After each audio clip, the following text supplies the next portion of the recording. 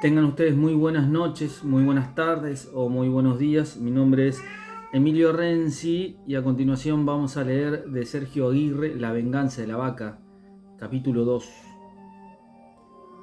La casa del abuelo de Cristina era perfecta para los días de Semana Santa.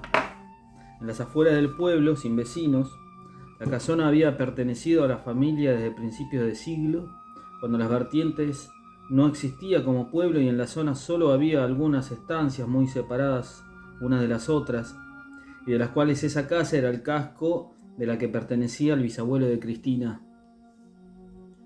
Con el paso del tiempo y después de algunas malas épocas que obligaron a vender grandes parcelas de tierra, quedó finalmente un gran parque repleto de robles y pinos y en el centro la casa, a la que se llegaba después de caminar un largo trecho bajo la sombra cerrada del bosque de casi 100 años. Por un capricho de la bisabuela de Cristina, la casa había sido diseñada en un estilo gótico que le hacía parecer más una pequeña iglesia europea que una estancia. Construida totalmente en piedra, estaba cubierta de musgo y enredaderas que al secarse en invierno le daban un aspecto de abandono y de vejez que producía tristeza o cierto temor. Esa mañana amaneció frío. Para ir a las vertientes, Carlos I debía viajar a Córdoba. Vivía en un pequeño pueblo llamado Los Molles, al norte de la provincia. Después de terminar la secundaria, había decidido que por ese año no iría a la universidad y se quedó en el campo. A veces extrañaba a su tía con la que había vivido en la ciudad, y más extrañaba a sus amigos del colegio, las salidas imprevistas, ir a bailar o todos al cine y a la salida a comer en casa de Leticia, que vivía en el centro y la madre siempre tenía algo rico, sobre todo cuando ellos no tenían plata. Se levantó a las 5 de la mañana. Desde Los Molles hasta Córdoba tenía 2 horas. Allí debía encontrarse con Manuel y otras 3 hasta las vertientes. Calculó que llegarían al mediodía. Todavía era de noche cuando salió de la casa. Él mismo se había preparado el desayuno tratando de no hacer demasiado ruido, porque sabía que si su madre se despertaba tendría que escuchar nuevamente todas las recomendaciones que ya había escuchado la noche anterior. Pobre, pensó, me pide que me cuide. Ni se imagina lo que está pasando.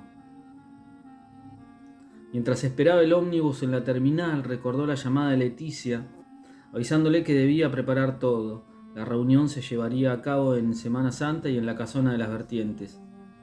Habían pasado un fin de semana allí hacía 2 años, pero aquella vez lo hicieron para divertirse.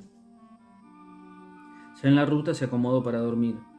Le había tocado el asiento al lado de la ventanilla. Se levantó la solapa de la campera para cubrirse del aire frío que le daba en el cuello.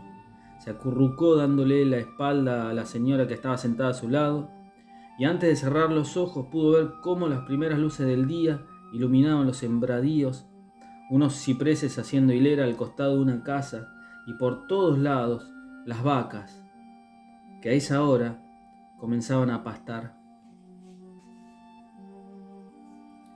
Leticia le había dicho que a las 9 la pasaría a buscar y eran las 9:30 y todavía no llegaba. De haber sabido, se quedaba un rato más en la cama. Odiaba levantarse temprano. Siempre, desde chica, cuando iba a la escuela. Por eso nunca organizaba nada para la mañana y había elegido los horarios de tarde en la facultad. Pero esto era distinto. No podía decirle a Leticia que ella iría después del mediodía porque a la mañana dormía. Le daba miedo quedar como una perezosa o algo así. Por momentos se sentía, no sabía explicarlo, juzgada por sus compañeros. Pensó, mientras esperaba a Leticia, que no siempre disfrutaba estar con ellos. En realidad jamás la habían tratado mal. No podía decir algo así. No era eso, sino gestos. Como si le ocultasen algo. O cosas que le hacían sentir diferente. No importaba. La habían invitado a las sierras y ella no pensaba desperdiciar la invitación. Unos días en las vertientes le vendrían bien. Tocaron la puerta, debía ser Leticia.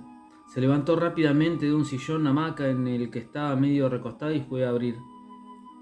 A Leticia le pareció que Marcela estaba medio dormida cuando le abrió la puerta. Se disculpó por la demora y le pidió que la invitara con un café o cualquier cosa caliente. Mientras entraba le explicó que se había quedado dormida y cuando se despertó y vio la hora, salió volando y no tomó nada. Y hasta que llegaron no iba a aguantar con el estómago vacío. Tomaron un café con galletas antes de subir al taxi que la llevó hasta la terminal de ómnibus. A Leticia le causaba gracia ver cómo el aire frío de la mañana iba despertando cada vez más a Marcela. Los ojos se le deshinchaban y hablaba más rápido, como lo hacía siempre. Antes de subir al ómnibus compraron cigarrillos y unas pastillas de menta, los cigarrillos para Marcela y las pastillas para Leticia sin azúcar, por sugerencia de su amiga.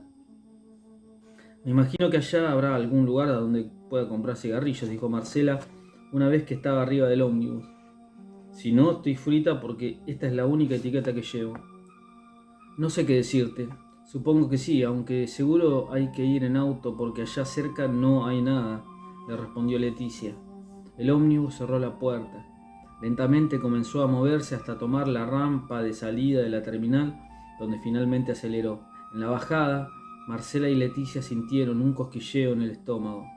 No sabían que una de las dos no volvería del viaje que comenzaban. El día anterior, al rato de sentarse y poner en marcha el auto, los vidrios comenzaron a empañarse.